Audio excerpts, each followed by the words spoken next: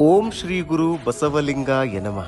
ವಿಶ್ವಗುರು ಬಸವಣ್ಣನವರು ಜಗತ್ತು ಕಂಡ ಅಪರೂಪದ ಮಹಾ ಮಾನವತಾವಾದಿಗಳು. ಶಿವಯೋಗ, ಕಾಯಕ, ದಾಸೋಹ, ಸಮಾನತೆ ಮತ್ತು ಸ್ವಾತಂತ್ರ್ಯತೆ ಇಂತಹ ಮಹೋನ್ನತ ಮೌಲ್ಯಗಳ ಮೂಲಕ ಈ ನಾಡನ್ನು ಉದ್ಧರಿಸಿದ ಅಪೂರ್ವ ಯುಗ ಪುರುಷರು. ಬಸವಣ್ಣನವರು ಪ್ರತಿಪಾದಿಸಿದ ಜೀವನ ಮೌಲ್ಯಗಳನ್ನು ಜನಮಾನಸಕ್ಕೆ ತಲುಪಿಸಬೇಕೆಂಬ ಸದಾಶಯದೊಂದಿಗೆ ಹುಟ್ಟಿಕೊಂಡ ಸಮರ್ಥ ಸಂಘಟನೆಯೇ ಲಿಂಗಾಯತ ಮಠಾಧಿಪತಿಗಳ ಒಕ್ಕೂಟ.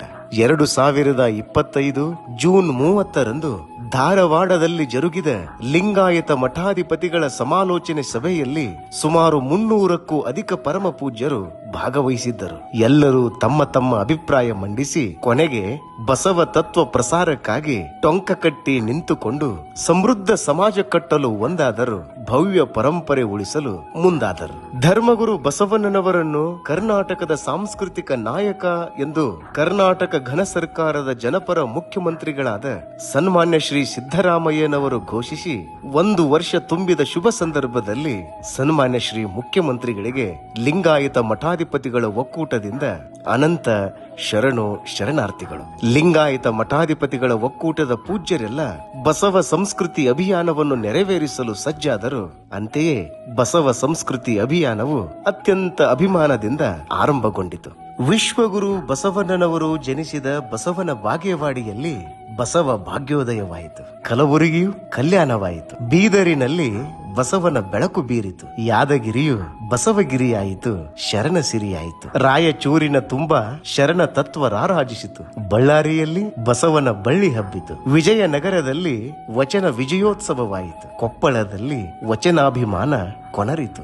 ಗದುಗಿನಲ್ಲಿ ಬಸವ ಸಂಸ್ಕೃತಿ ಅಭಿಯಾನವು ಗರಿಗೆದರಿತು. ಬಾಗಲಕೋಟೆಯು ಬಸವನ ಕೋಟೆಯಾಯಿತು. ಬೆಳಗಾವಿಯಲ್ಲಿ ಬಸವನ ಬೆಳಗು ಭವ್ಯವಾಗಿ ಬೆಳಗಿತು. ಧಾರವಾಡದಲ್ಲಿ ವಚನ ಧಾರೆ ಸುರಿಯಿತು. ಉತ್ತರ ಕನ್ನಡದಲ್ಲಿ ವಚನ ತತ್ವ ಎತ್ತರಗೊಂಡಿತು. ಹಾವೇರಿಯು ವಚನದ ಕಾವೇರಿಯಾಯಿತು. ದಾವಣಗೆರೆಯು ಶರಣರ ಕೇರಿಯಾಯಿತು. ಚಿತ್ರದುರ್ಗದಲ್ಲಿ ವಚನ ಜೈಂಕಾರಗೊಂಡು ಬಸವ ಓಂಕಾರ ಮೊಳಗಿತು. ಶಿವಮೊಗ್ಗೆಯಲ್ಲಿ ಶರಣ ತತ್ವದ ಸುಗ್ಗಿಯಾಯಿತು. ಉಡುಪಿಯಲ್ಲಿ ವಚನಗಳ ಉದಾತ್ತ ಮೌಲ್ಯಗಳ ಅನಾವರಣವಾಯಿತು. ಮಂಗಳೂರು ಮಂಗಳಮಯವಾಯಿತು. ಚಿಕ್ಕಮಗಳೂರು ಚೊಕ್ಕದಾದ ಬಸವ ಸಂದೇಶ ನೀಡಿತು. ಹಾಸನದಲ್ಲಿ ಶೂನ್ಯ ಸಿಂಹಾಸನದ ಕುರಿತು ಚಿಂತನೆಯಾಯಿತು. ಕೊಡಗಿನ ಪರಿಸರವು ಶರಣರ ಸೊಗಡಿನಿಂದ ಕಳೆಗಟ್ಟಿತು.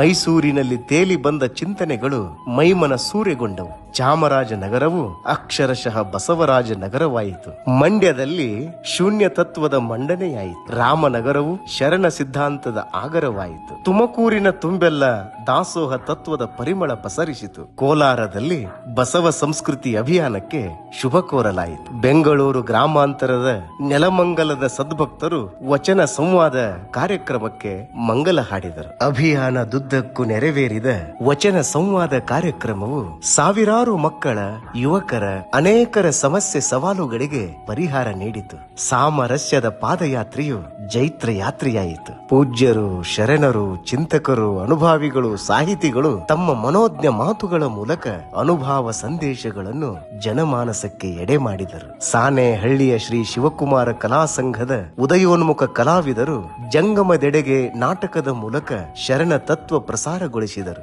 ಹೀಗೆ ಅನೇಕ ವಿನೂತನ, ವಿಧಾಯಕ, ವಿಶೇಷ ಕಾರ್ಯಕ್ರಮಗಳ ಮೂಲಕ ಬಸವ ಸಂಸ್ಕೃತಿ ಅಭಿಯಾನವು ಕನ್ನಡ ನೆಲದ ತುಂಬೆಲ್ಲ ಹೊಸ ಸಂಚಲನವನ್ನೇ ಸೃಷ್ಟಿ ಮಾಡಿತು.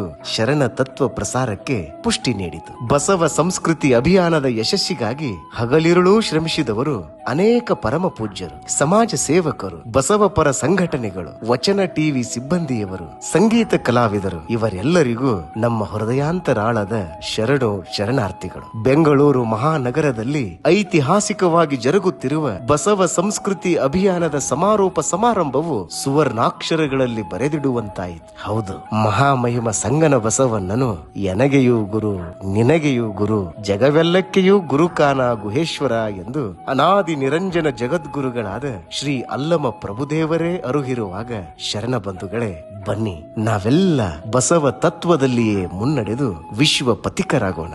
ದೂರದ ಊರುಗಳಿಂದ ಬೆಂಗಳೂರಿಗೆ ಆಗಮಿಸಿ ಕಾರ್ಯಕ್ರಮವನ್ನು ಯಶಸ್ವಿಗೊಳಿಸಿದ ತಮಗೆಲ್ಲರಿಗೂ ಅನಂತ ಶರಣಾರ್ಥಿಗಳು.